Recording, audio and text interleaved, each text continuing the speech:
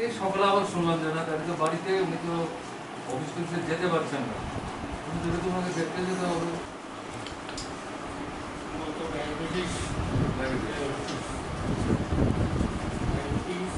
Sugar control হতে চাই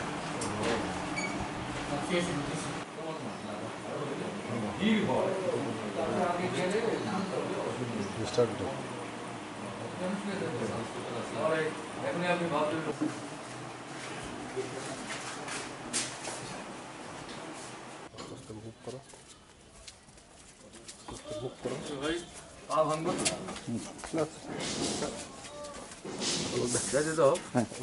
sir কি বইয়ের সাথে উনি কথাই বললেন। অ্যাপারেন্টলি তো বোঝা কষ্ট, কিন্তু আসলে তো ওনার মানে সুগারের প্রবলেম, যা বুঝলাম। সুগারের প্রবলেম মানে তো এটা থেকে তো অনেক রকম সমস্যা হয়, সেই সমস্যা আছে। আমি ওনাকে বললাম যে আপনি দিল্লি যান, এইমসে দেখান, বয়স্ক লোক যারা তাদের দেখবার জন্য আলাদা ব্যবস্থা আছে। হ্যাঁ, এখানে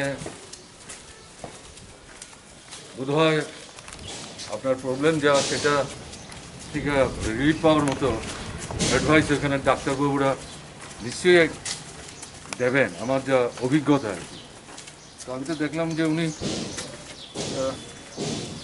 এটাতে ওনার সম্মতি আছে। এখন ওনার পরিবারের লোকদের সাথে কথাবার্তা বলবেন।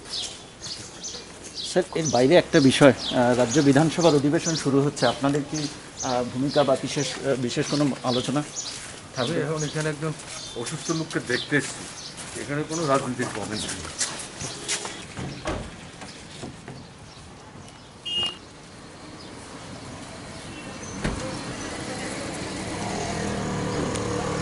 সরাসরি হেডলাইন্স ত্রিপুরা ন্যাশনালের ফেসবুক পেজ লাইভে আপনারা রয়েছেন, দেখতে পাচ্ছেন।